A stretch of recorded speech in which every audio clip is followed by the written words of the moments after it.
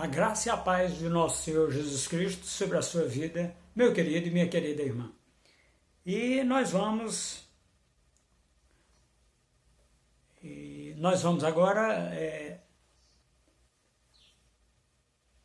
a partir de agora, fazermos o nosso culto, né? E esse culto é quem vai definir agora as palavras que nós teremos durante a semana. Esse culto de domingo, ele vai definir a palavra de metanoia e crescendo com a palavra na sexta-feira. Vai ser a partir agora desse formato, né? A partir de hoje, dessa semana, desse final de semana, esse tipo de evento. Muito bem, meus queridos irmãos, nós agora vamos pedir a você que você se inscreva no canal, deixe o seu like, ative o sininho e você pode ative o sininho para quando subir um vídeo você ser notificado acerca desse vídeo que está sendo mostrado. Muito bem, meus queridos irmãos, nós vamos fazer uma oração agora. Pai, que o Senhor cresça e eu diminua, Pai. Que o Senhor apareça e eu me constranja, Senhor, em trazer a Tua palavra dirigido pelo Espírito Santo, Pai, para que nós compreendamos aquilo que o Senhor está fazendo através e por nossas vidas neste dia. Que haja crescimento e entendimento, discernimento na Tua palavra, Senhor. Cada família, Senhor, aqui alcançada, possa receber de Ti, Senhor, a palavra revelada, a palavra rema, através de nossas vidas, através da nossa vida nesse canal, que o Senhor tem nos dado oportunidade a cada semana, Senhor, a cada dia, na vida das pessoas. Pessoas estão se convertendo através desses vídeos, Senhor. E eu agradeço a Ti, Senhor, porque o Teu Santo Espírito nos conduz a toda a verdade. Muito bem, meus queridos irmãos, nós vamos começar agora no livro do profeta Oséias, e abra a sua Bíblia no livro do profeta Oséias. Você vai verificar algumas situações desse livro. Oséias capítulo 13, versículo 14 em diante. Vamos meditar um pouco sobre essa palavra e outras que nós vamos trazer, né? O texto sagrado diz assim: Eu os remirei do poder do inferno e os resgatarei da morte. Onde estão, ó morte, as tuas pragas? Onde está, ó inferno, a sua destruição? E quando nós olhamos para esse texto, meus queridos, o registro de uma palavra profética anunciada há muitos séculos antes de Jesus Cristo, né? Da parte de Deus, e nós temos uma promessa da parte de Deus, uma promessa que se cumpriria em Cristo Jesus. A vinda do nosso Senhor Jesus Cristo sendo por Ele executada na cruz do Calvário. A mensagem que anunciamos do Evangelho, meus queridos, ela é definida no Novo Testamento como a mensagem de salvação. A palavra salvação ganhou para nós hoje uma conotação meramente espiritual. No entanto, antes de ter a aplicação do sentido espiritual, ela sempre foi uma palavra aplicada no sentido natural, literal. Quando Deus, através do profeta Isaías, ele diz: Eu sou o Santo de Israel, o teu Salvador. A primeira percepção que eles tinham de salvação era de livramento, de socorro, era de ajuda. E então hoje, com essa aplicação que nós fazemos no sentido espiritual, muitas vezes nós não paramos para pensar no desenho de um livramento que está por trás dessa ideia. E, meus queridos, é preciso que a gente compreenda algumas situações. Por um motivo simples. Lá quando essa palavra foi lançada por Oséias, essa palavra ela tinha uma conotação, né, que é o início da nossa palavra. Ela tinha uma conotação física e espiritual. Porque na antiga aliança nós tínhamos um Deus que era presente na vida das pessoas. Aquele Deus que fazia as coisas acontecerem quando ele estava ali. E nós precisamos compreender, meus queridos irmãos, que ainda hoje esse Deus, nosso Deus, faz a mesma coisa. Mas tem uma outra situação que nós precisamos compreender um pouquinho sobre isso. Relembrar só para a gente ter certeza de que estamos no caminho certo. Hoje nós não usamos essa linguagem literal, ou seja, nós não estamos mais esperando que Deus nos livre fisicamente, mas espiritualmente.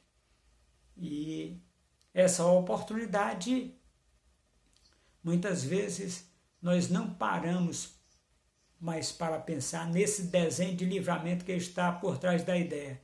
Mas se o Evangelho traz uma mensagem de salvação, a pergunta que não quer calar é: somos salvos de quê? Somos livres de quê?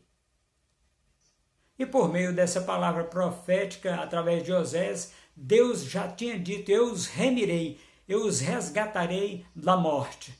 E é justamente esta profecia que tem o seu comprimido por meio de Jesus Cristo e da obra de Cristo. Muitas vezes nós falamos muito de Cristo sem definir, sem tratar com mais clareza, ou muitas vezes um pouquinho mais de detalhes sobre o que ele veio de fato nos livrar, que é a condenação do inferno.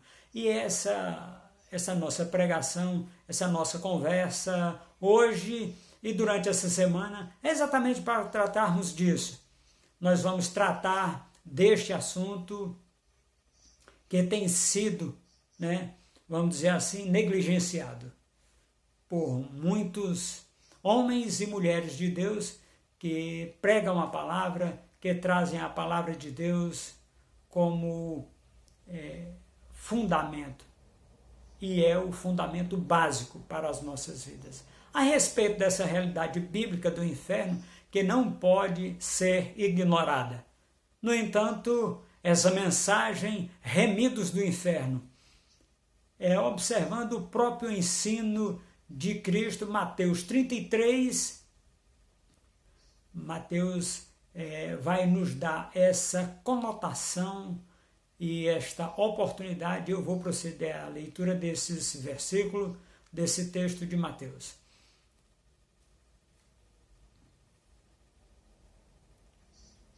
O ensino, Mateus 23, 33, ele dirigindo-se aos religiosos dos seus dias diz: serpente, raça de víboras, como esperar da condenação do inferno? Quando você pega essa pergunta de Jesus, como esperam escapar da condenação do inferno? Primeiro de tudo, ele ratifica, Jesus Cristo, ele afirma que há uma condenação ao inferno. E no momento seguinte, no instante seguinte, na mesma frase, Jesus Cristo diz que todo homem pode carregar uma oportunidade de escapar de uma condenação que é certa, que é a condenação ao inferno. E nós podemos observar esta situação para que nós possamos compreender este momento, esta oportunidade. Vamos fazer trazer uma oportunidade de termos essa conotação ou essa direção de Deus, através de Jesus Cristo, aqui por essa palavra direcionada às famílias. Nós precisamos exatamente desta oportunidade.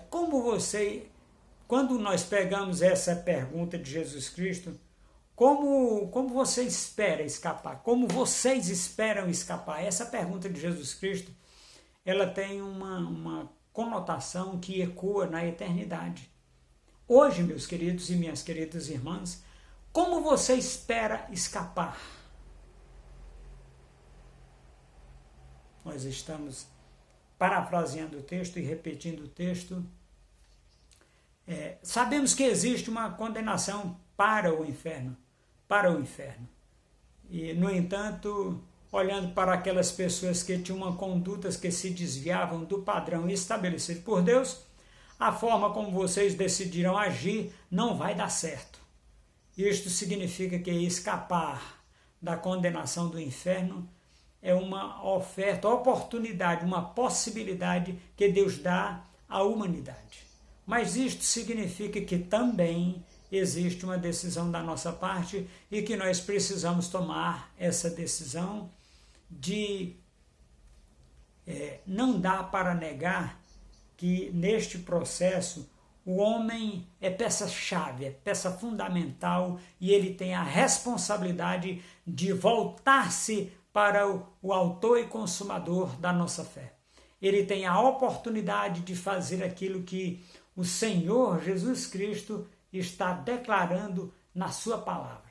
Aquilo que Deus, através de Jesus Cristo, pelo Espírito Santo, está fazendo e chamando eu e você hoje para sermos mais que vencedores, meus queridos irmãos.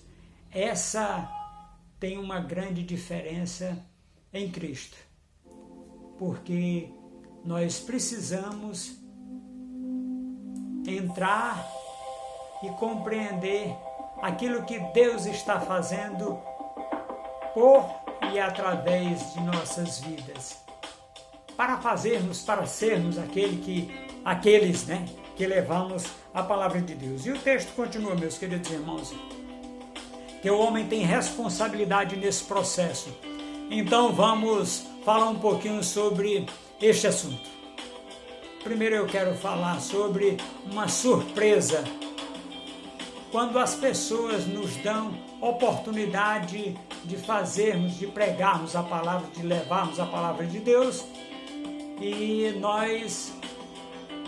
e as pessoas estão para fazer esta situação, esta oportunidade, nós precisamos da direção de Deus para evangelizarmos.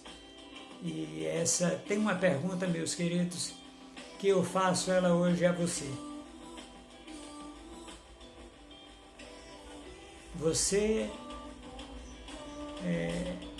por uma palavra simples, a pergunta que eu quero fazer é o que fazer para ir ao inferno?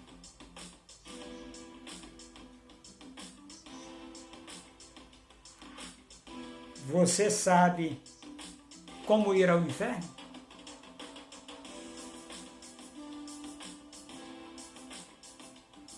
Responda essa pergunta, meu querido irmão, para você mesmo. E agora nós vamos para a palavra, para o texto, pense um pouco nessa pergunta. E quando nós olhamos, meus queridos irmãos, a primeira resposta que nós temos é... Agora a resposta para essa pergunta, meus queridos irmãos, a resposta da pergunta é: você é nada, você já está indo para lá. Basicamente, eu estou dissertando sobre como o homem já nasce com uma condenação do pecado como natureza.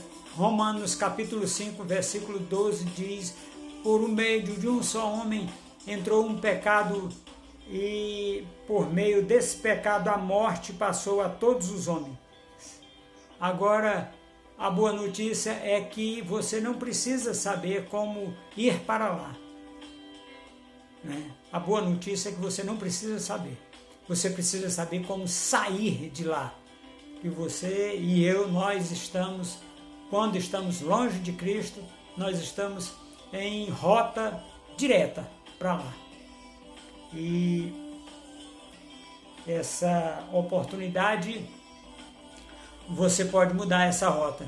Deus tem uma alternativa para você, meu querido e minha querida irmã. Amém? Glória a Deus, aleluia. Eu fico pensando que na igreja, a igreja tem no sentido geral, e quando nós generalizamos, nós somos injustos com alguns, mas a igreja pregava a realidade do inferno. Só se proclamava uma salvação, um livramento, quando se reconhecia essa condenação. De alguma forma, esse discurso está mudando. Talvez alguns não queiram ser ofensivos, alguns evitem o assunto por outras razões, eu não sei, mas há um número cada vez maior de pessoas que têm adotado uma linha na teologia que nós chamamos na teologia de universalismo. É mais ou menos o que as pessoas estão tentando dizer, é que no final, como Deus é amor, então Ele vai salvar todo mundo e vai ficar tudo tranquilo. E não é assim, não é verdade, meus queridos. Essa frase, ela não é verdadeira. Nós precisamos de estudar as Escrituras para compreender isso, meus queridos irmãos. Então podemos tentar dizer que não é que o inferno é algo. Algumas pessoas dizem que o inferno não é algo literal, não é para esta vida, é só para esta vida. E há pessoas que ainda ousam dizer que o inferno nós já estamos vivendo dele, e não é verdade, porque nós temos muitos textos, meus queridos irmãos, que falam deste inferno. Essa é a forma mais... Essa situação incomoda as pessoas tentando negar a realidade do inferno. Eles ficam como se eles estivessem olhando para um espelho. E então, diante desta situação, essa forma que as pessoas tentam neutralizar,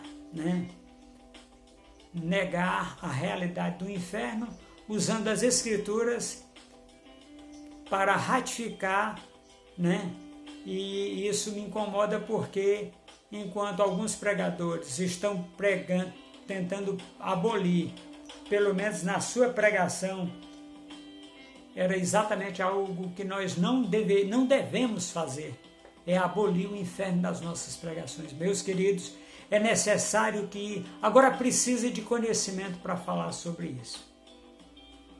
Existe algumas teologias hoje que são pregadas, que as pessoas dizem que não há inferno, que não há situação adversa e você vai ser salvo, porque no último instante Deus vai se arrepender e vai fazer, e isso, a palavra de Deus é muito clara, é muito tranquila sobre isso. Então, era exatamente algo que nós não deveríamos evitar falar. Quando nós pegamos os textos bíblicos, fazemos uma busca com a chave bíblica a respeito do inferno, quem mais falou a respeito do assunto foi o próprio Cristo. E se tudo aquilo que Jesus Cristo falou a respeito do inferno não pode ser levado a sério, mais nada do que ele falou poderia ser levado a sério.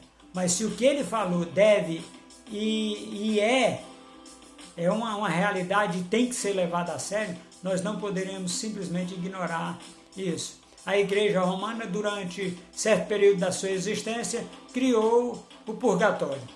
Algo que não existe na Bíblia, mas que é uma espécie de alternativa para um segundo momento tentar buscar a salvação. Mas nem eles se deram ao luxo de negar essa oportunidade, esta situação do inferno. E é justamente por não poder negar o inferno, que eles não continuaram nessa prática,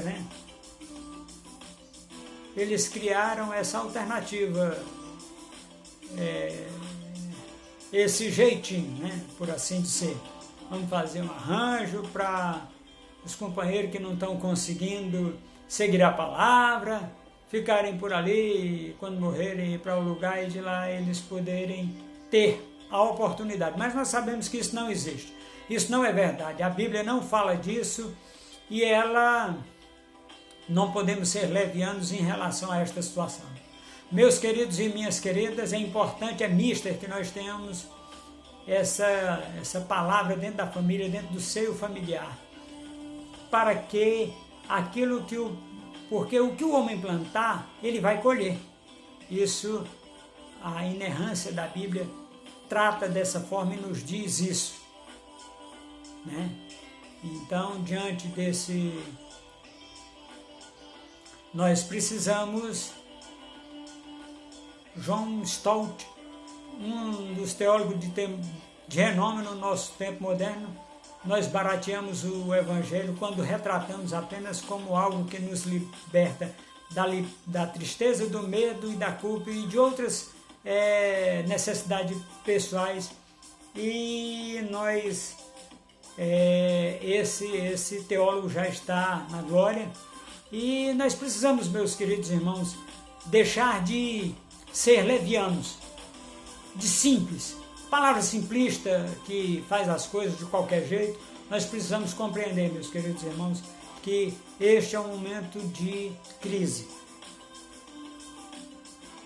Então, agora eu queria fazer algumas considerações a respeito do inferno. E em segundo, tentar, fazendo uma ampliação, dessas ampliações vou falar sobre as diferenças das palavras que foram faladas nas línguas originais no hebraico e no grego, para entendermos o significado e os seus desdobramentos, para nós podermos ter uma conversa prática, como devemos agir, não só como na realidade do inferno, mas da salvação que é proposta por Deus através de Jesus Cristo. Em primeiro lugar, eu quero destacar alguns textos, né?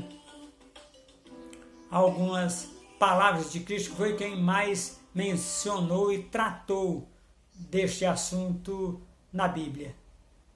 Em Mateus capítulo 7, versículos 13 e 14, Jesus Cristo vai falar, o Senhor Jesus disse: há uma porta e um caminho estreito que conduzem à vida, mas que há uma porta e um caminho largo, e infelizmente que conduz à perdição.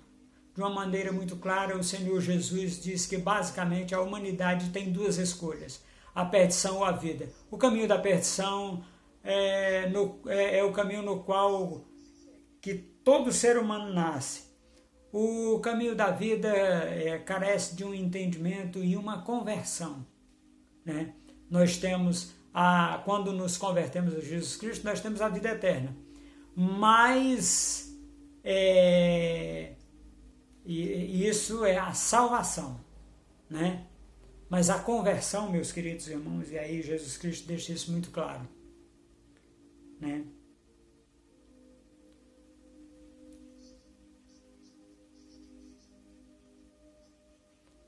Porque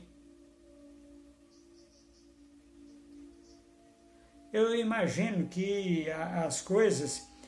tem um teólogo que diz assim que nós não temos uma foto de lá para sabermos como é.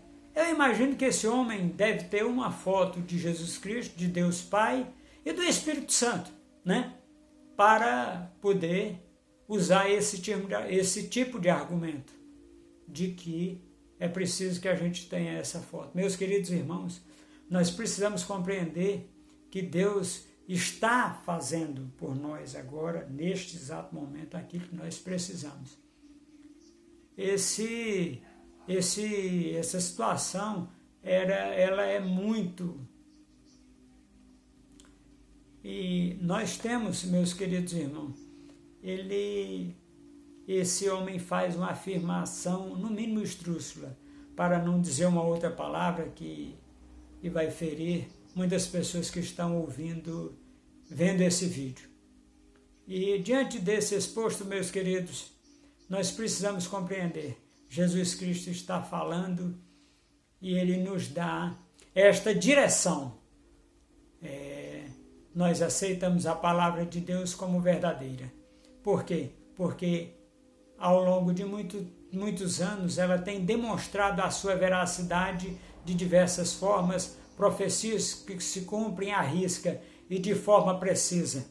Quando envolve tempo, nós temos isso no contexto do tempo, não só as profecias, mas aos céticos que atacam o tempo todo o seu conteúdo.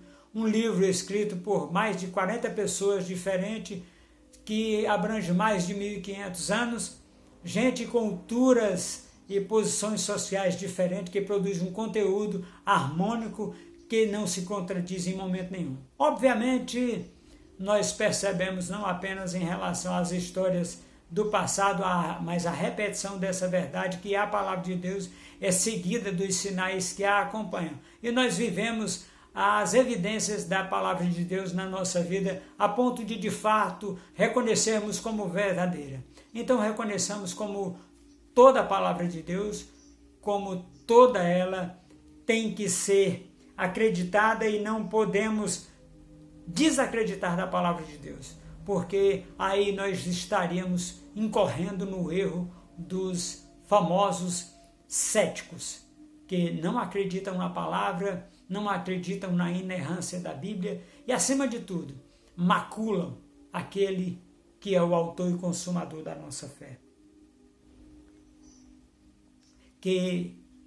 Então, não há meio termo. Quando olhamos para o ensino de Cristo, ele apresenta o inferno como lugar de tormento eterno. Ele não está falando de uma situação de difícil a ser vivida aqui na terra. Ele está falando de algo que ocupa a eternidade. Mateus capítulo 3, versículo 12. João Batista pregando, nós temos o registro, ele diz: ele tem a pá em suas mãos e ele limpará a sua eira e recolherá o trigo no celeiro, mas ele queimará a palha em fogo que nunca se apaga, que nunca se extingue, né?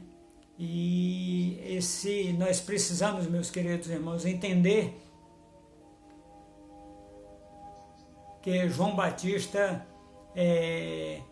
ele repetindo, né? Ele tem a pá em suas mãos e ele recolherá o trigo no celeiro. João Batista fazendo uma alusão a Isaías 66, 24. Texto que nós vamos ler daqui a pouco, que Jesus fez referência a ele várias vezes. Apocalipse 20, versículo 10, o apóstolo João, ele fala que o diabo que os tinha enganado foi lançado no lago de fogo e enxofre, né? Que é a segunda morte. E o falso profeta, e serão atormentados de dia e de noite. E esse texto, meus queridos irmãos, é o apóstolo João falando para todo o sempre. Essas expressões, o fogo que nunca se apaga, e mostram que é um lugar de tormento eterno. Não é apenas um local de tormento eterno, mas em Mateus 10, versículo 28, fala que não apenas a alma, até mesmo o corpo daqueles que não creem irá perecer no inferno. Ele diz: não temam os que matam o corpo, mas não podem matar a alma. Pelo contrário, temam aquele que pode fazer perecer no inferno tanto a alma como o corpo. Senhor Jesus estava falando aos seus apóstolos acerca de pregar o evangelho e acerca da perseguição que eles enfrentariam. Então ele diz: não temam aqueles que podem matar apenas o corpo. Alguns de vocês perderão a vida, mas não temam esses que podem tirar-lhes a vida, mas sim aquele que pode fazer perecer no inferno tanto o corpo quanto a alma. Meus queridos irmãos, é necessário que nós possamos compreender e entender e discernir aquilo que estamos fazendo. Glória a Deus. Amém, meus irmãos? Nós estamos trazendo essa palavra, meus queridos irmãos, para que a gente possa compreender e entender a altura, o comprimento, a largura e a profundidade da palavra de Deus que está sendo proposta para nós enquanto famílias, meus queridos irmãos. Muitas pessoas estão perecendo dentro de casa, dentro das igrejas. Nós precisamos mudar isso. Mas o texto continua, e que vem de Deus, da proclamação do Evangelho. Mas não tenham medo das pessoas, que o máximo que elas podem fazer é matar o seu corpo. Temam aquele que pode fazer perecer tanto a alma como o corpo no inferno. Nós precisamos entender, meus queridos, e nós precisamos compreender que haverá a ressurreição dos santos. E nós entendemos que você é um ser completo, espírito, alma e corpo, e usufruímos dessa recompensa eterna. Ali, naquele instante, é que eles terão também, quando os ímpios ressuscitarem, eles terão condenação eterna, não só no corpo. Isaías 66, 24, ele fala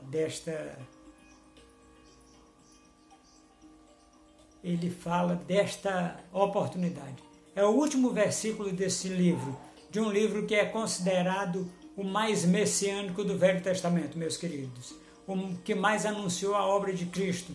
Ele termina com essa declaração: eles sairão e verão os cadáveres daqueles que rebelaram contra Deus, para se referir, usando a palavra como os cadáveres, como pessoas que morreram, a condição do corpo, porque o seu verme nunca morrerá, e o seu fogo nunca se apagará, e eles serão um horror para toda a humanidade. Esse é o texto que João Batista faz referência, este é o texto que Cristo faz referência à aplicação do inferno. Você consegue imaginar que a pessoa, depois de ter passado pela morte, ele vai ser ressuscitado numa eterna decomposição. O seu verme não vai morrer e esse fogo nunca se apagará. Isso é para aqueles que não aceitam, não declaram Jesus Cristo. Outro dia uma pessoa falou da igreja tem uma mensagem manipulativa, aterrorizante, tentando assustar as pessoas. Eu falei essa palavra e eu falei, olha, ou você aplica, esse é